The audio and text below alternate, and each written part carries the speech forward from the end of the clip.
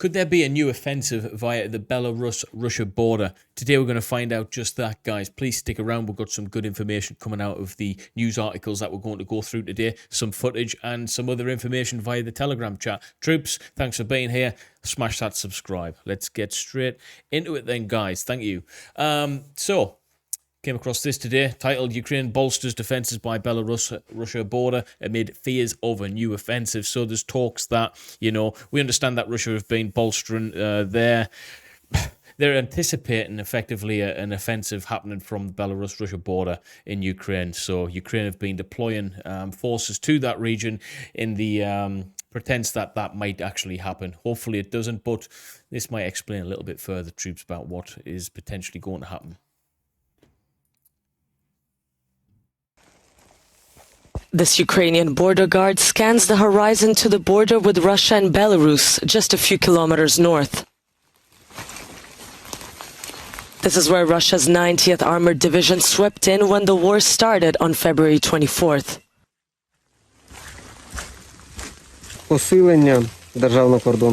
All this time we are here. Our main goal is to prevent a new invasion. But if it happens again in this area, then we are ready to stop the enemy at the state borderline, to prevent them from advancing deep into our country.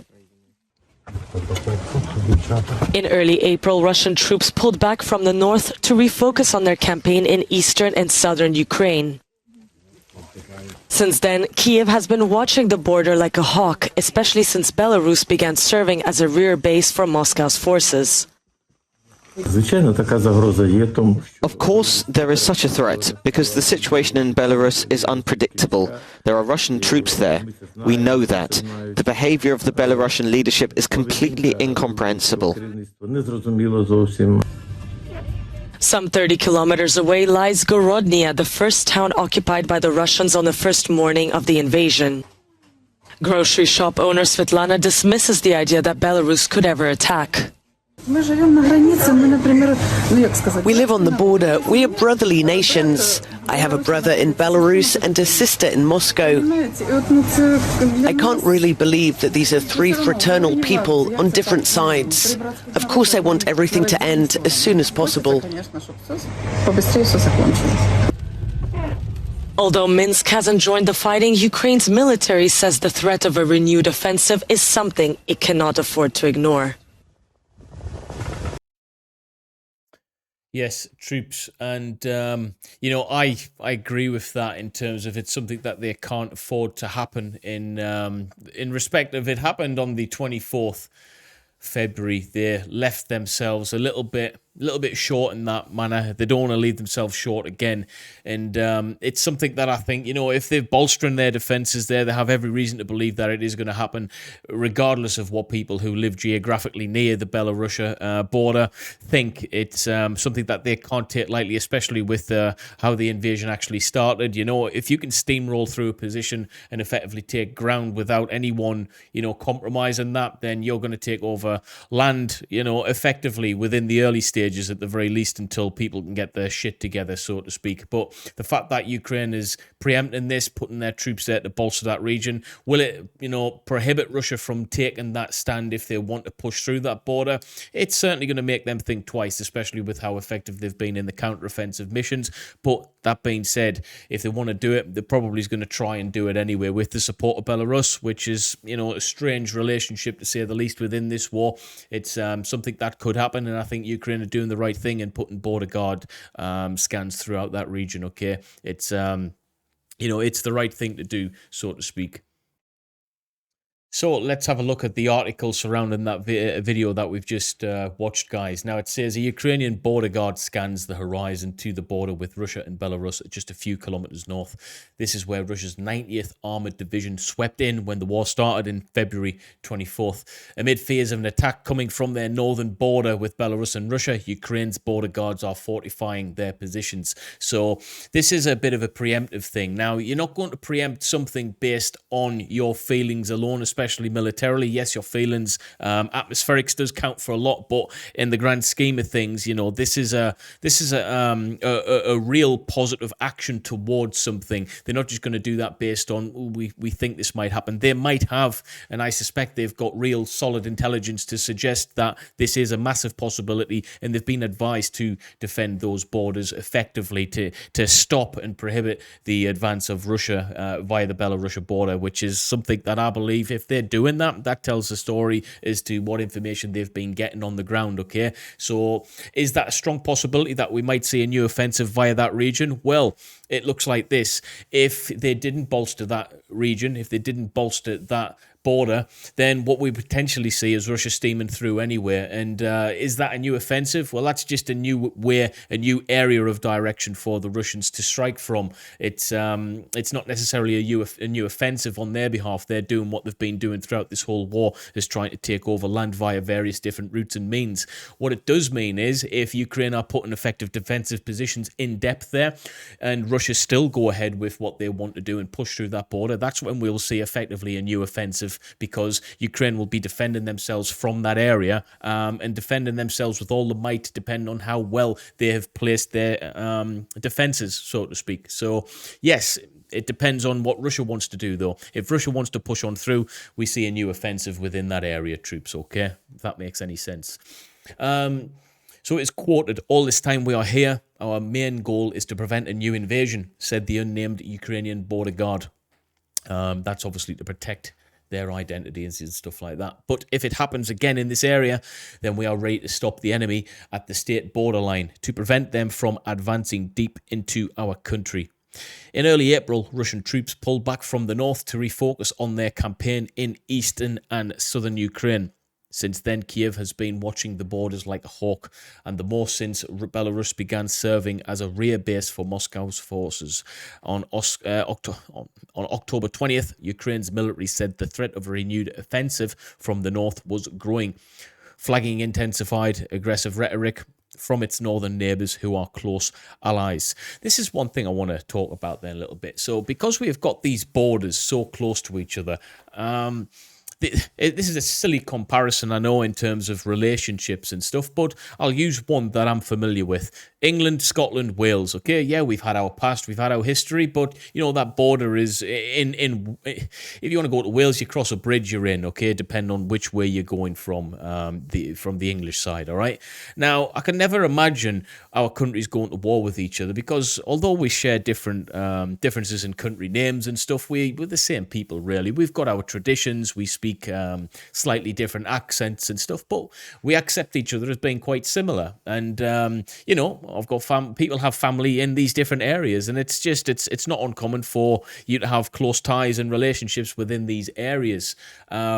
So to be at war with these must be really, really strange. And you know, the fact that Belarus is helping and aiding and abetting Russia's advances via their border, that must be really strange for people who have loved ones and connections within those different territories, because effectively they don't want to see anything happen of the sort. They don't want any conflict with them at all, because it's one of the same place. It's just sharing a different, you know, it's just on the different side of the border. So I can imagine that being quite difficult, thinking of it within my own experience of my own country and having neighbouring countries next to me. It must be really, really, really strange, actually, you know. So I can kind of sympathise with that statement of it's something that they don't think will happen because of the relationships they've got within these different areas.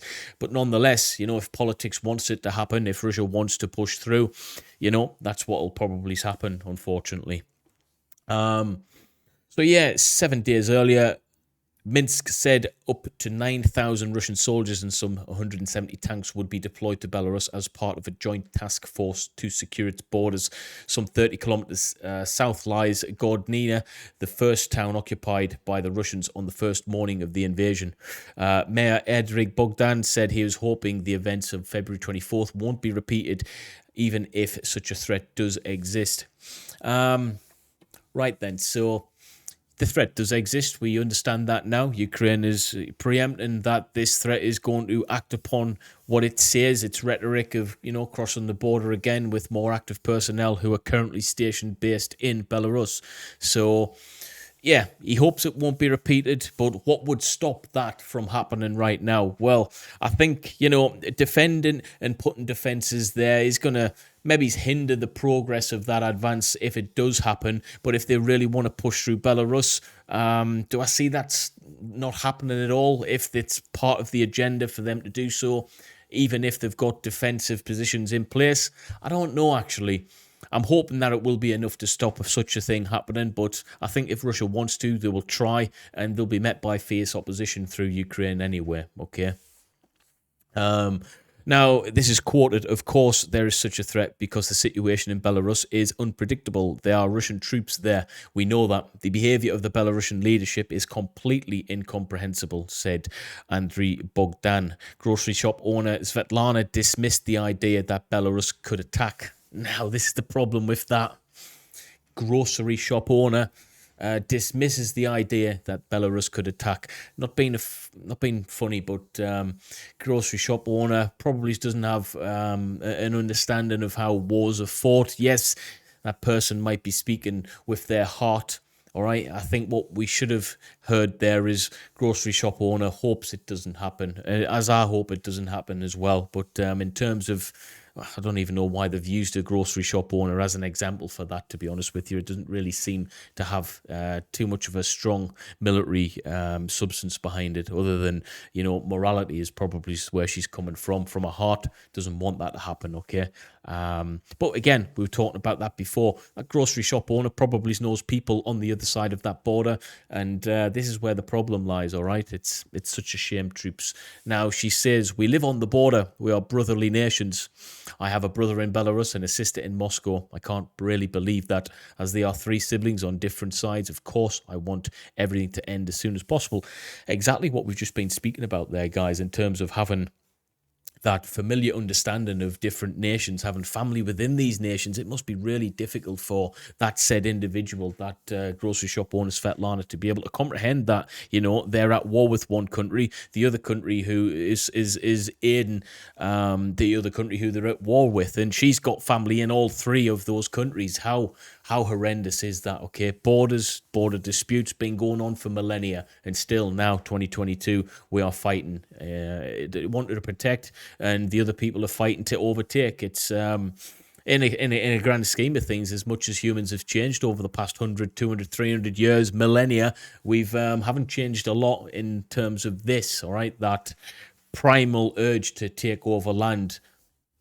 It doesn't make any sense to me. I understand it, but I wish it wasn't something that was in existence, all right? Our urge to take over land, it really needs to stop, okay?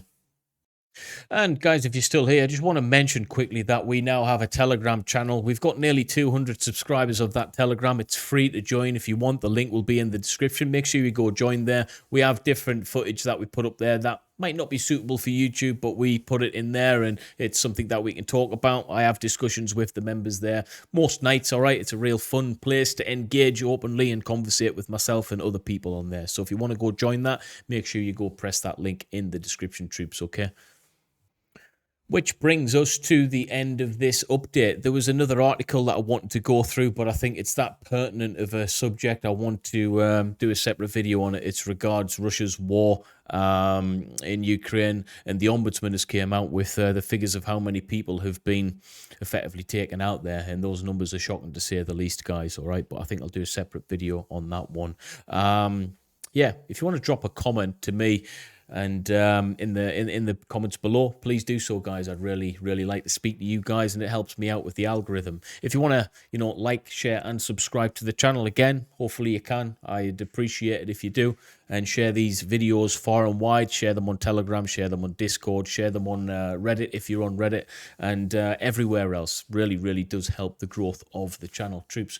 But other than that, thanks for joining. If you're a member of the Patreon or a member of the YouTube channel, channel. Just want to say a personal thanks to each and every one of you guys for that. I really do appreciate the support. With regards to Patreon, we haven't gone nowhere. I haven't posted there for a while. I'm still figuring out which is going to be the best service to host my videos on, so I can start posting into Patreon, because most of them are actually a paid service and you don't really get too much of a service for paying. So it's something that I'm going to have to look into a little bit more to see how's best going to do that. All right, guys. But other than that, thanks for stopping by, troops. I'll see you in the next one. Peace.